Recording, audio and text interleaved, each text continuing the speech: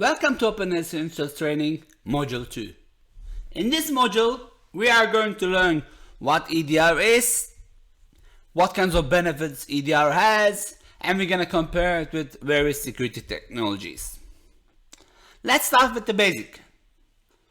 EDR stands for Endpoint Detection and Response. It is aimed to give protection against cybersecurity attacks across various endpoint and devices. EDR investigates the entire life cycle of a threat, providing insights into what happened, how it got in, where it has been, what is doing it now, and what to do about it. Of course, we're talking about a threat. By containing the threat at the endpoint, the EDR helps eliminate the threat before it can spread around.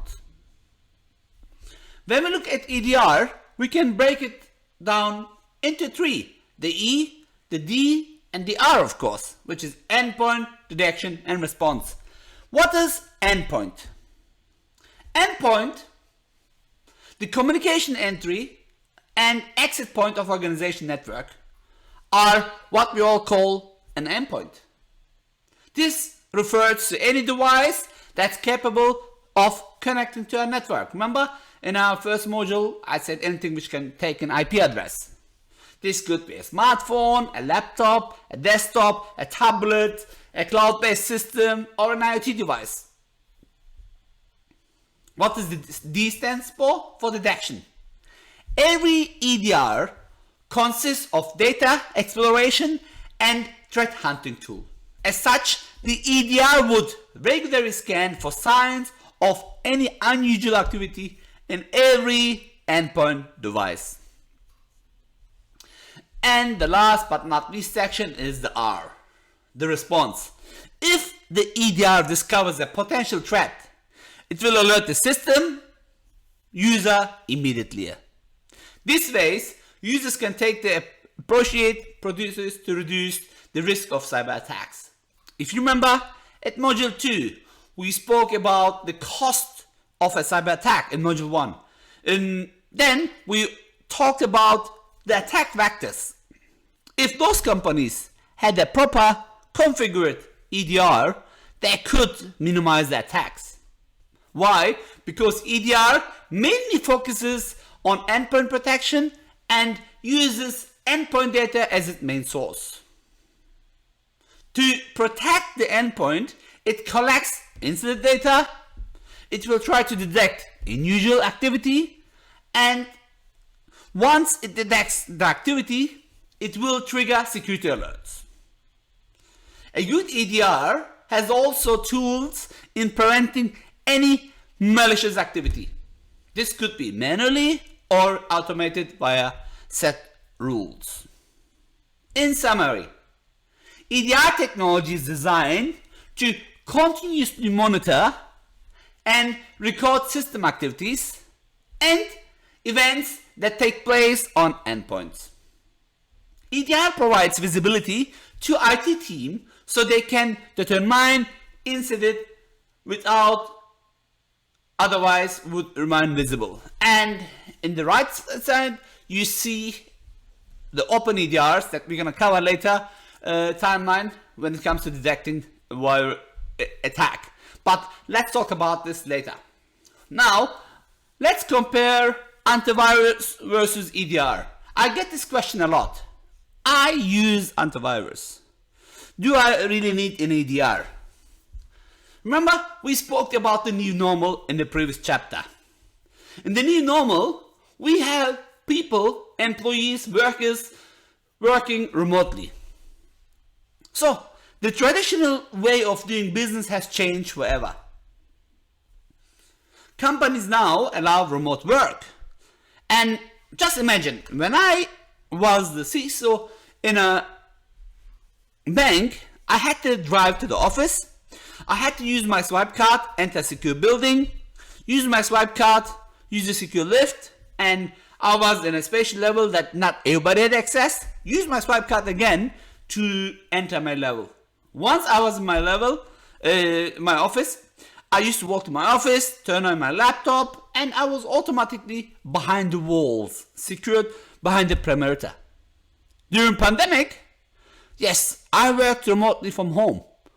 Luckily, I had a laptop which I could do so, but in some of the regions that I was a CISO, we had some endpoints, some users, they didn't have any laptops, and we had some challenges to make them ready to work remotely, because back then the digital transformation was not confirmed, was not completed.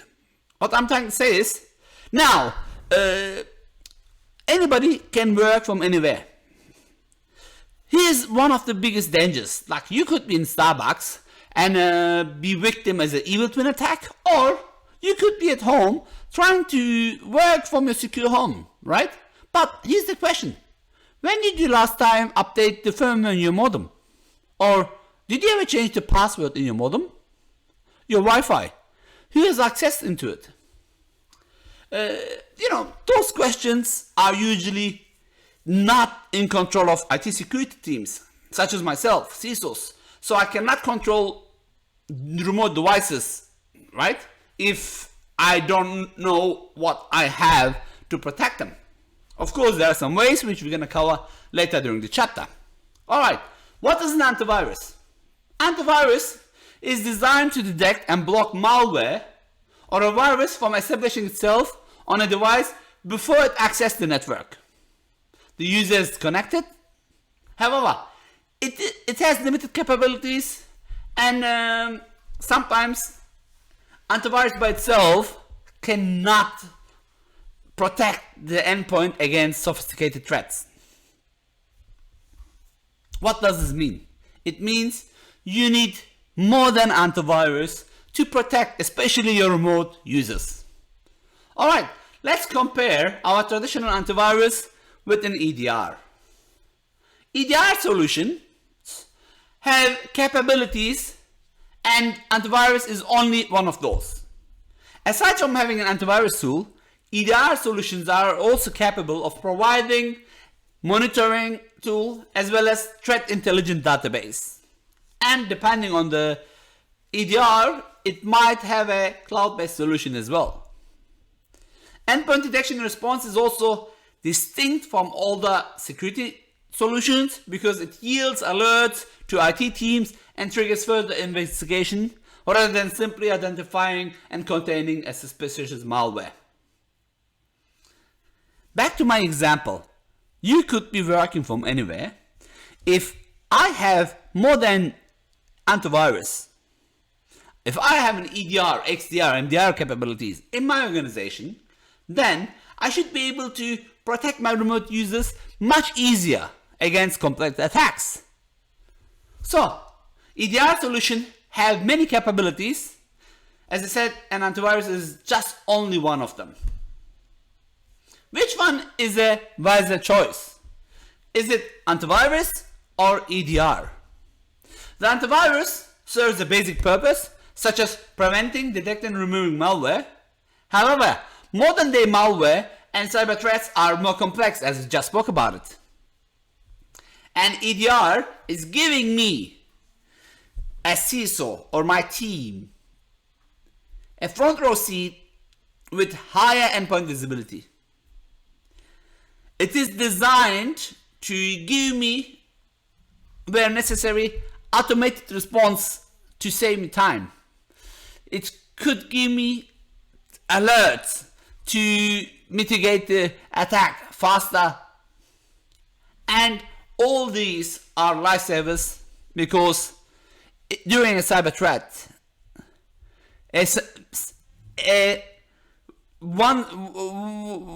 one minute is a very important time frame when it comes to it. What else? Most traditional antivirus solutions claim to block the majority of the threats. But what about the threats they miss? If you read the threat reports, you will see some of them have 96, 97%, and they proudly share those reports. Hey, we blocked 97% of the viruses. Sure. But what about that one that you miss? Having the EDR capability allows you to detect, investigate, and remediate modern threats that are advanced and persistent enough to evade traditional perimeter defenses.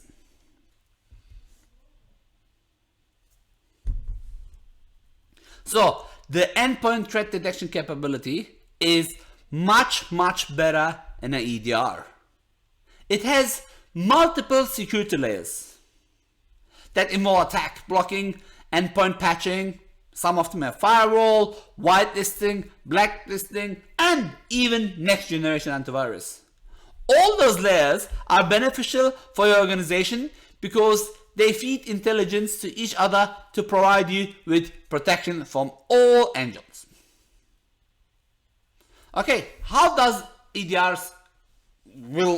usually EDR protect your endpoint? Of course, you must install an endpoint. You must install the agent into endpoint, and it will have a learning process. This installation could be in a form of agent or package. The agent lives on the endpoint, then it starts getting information. It reports back to the back end. It has some signature based as well as behavior based defense, which is designed to give you much more security and control. Some EDRs have network analysis capabilities. Why? A dark endpoint, a rough access point, or blind spot is an endpoint that you don't know exists. How are you going to protect something that you don't know if it's existing? Having an EDR with a network discovery tool can help you to secure the perimeter much easier. And if you remember the earlier chapter, that one of the biggest attack practices, unfortunately, is still misconfigured systems or systems that you are not aware of.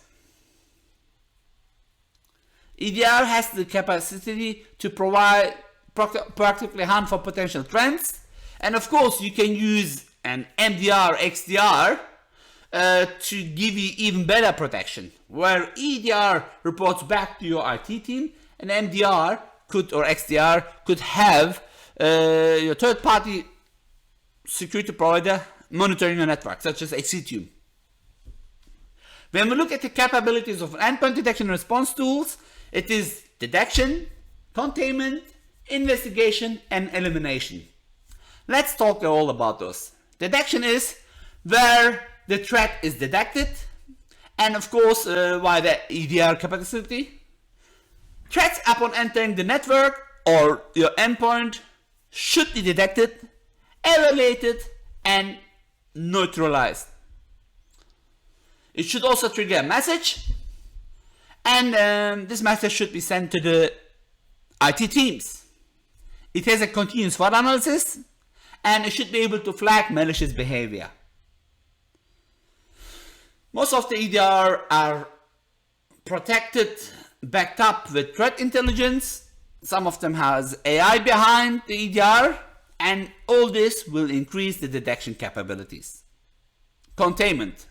Please don't mix this containment with the containment technology at Exitium antivirus. We're just talking about containing a virus here. An EDR must be able to contain the threat to minimize its possible malicious effect. EDR provides the capability to network isolate, prevent future encryption over the network.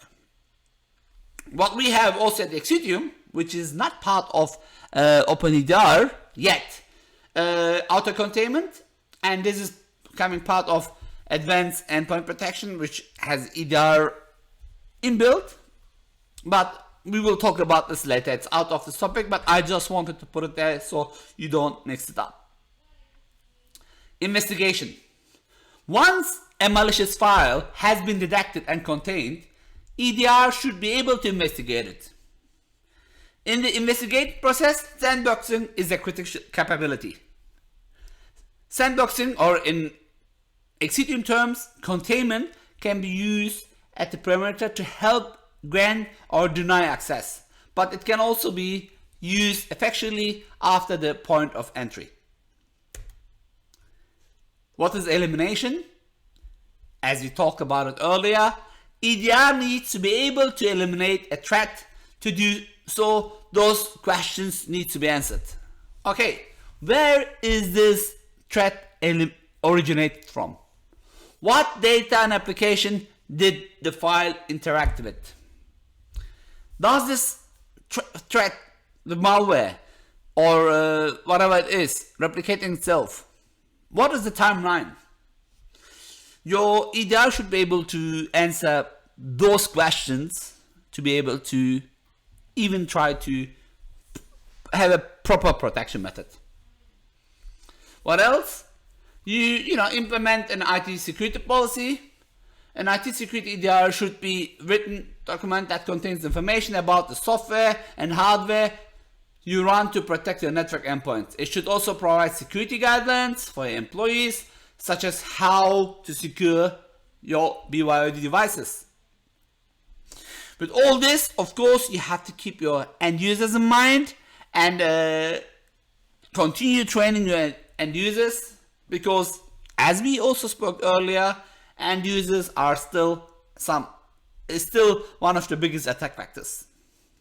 If you look EDRs, there are many vendors.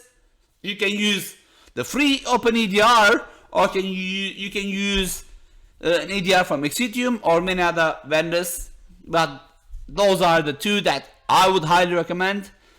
And let's talk about, if you have a budget, you can go and use Exitium EDR. If not, if you cannot afford EDR, or if you utilize your budget somewhere else, what can you do? You can use OpenEDR. And next, we are going to talk about OpenEDR. Thanks for listening. This module, next module is going to talk about, as I said, about OpenEDR.